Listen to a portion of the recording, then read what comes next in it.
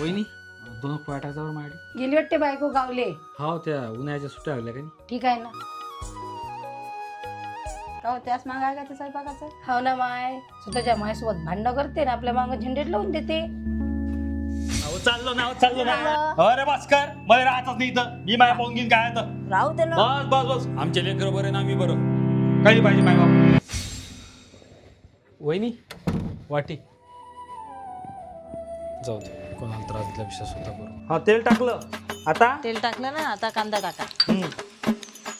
कांदा टाकला आता काय टाकू. आजच आली वहिनी तुमचं लक्ष नव्हतं. अहो इकडे बोल ना. हो हो येतो ना येईल घरी. हा अहो इकडे बोल ना. इकडे बोल त्याच्या ना. बाबाचा फोन आहे. अहो, करून राहिले.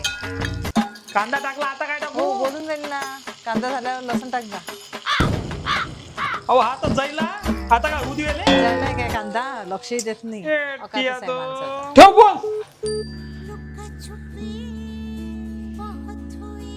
आई काय म्हणतो जेवाले करतो माझ्यासाठी आज जेवाली मी. ताट वाढतो जेवणच करून घे ना.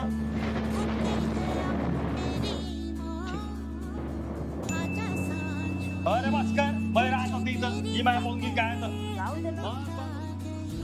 आईच्या मनात आपल्या लेकराविषयी कधीच राग नसतो. असते ती फक्त वाट त्याच्या परतीची.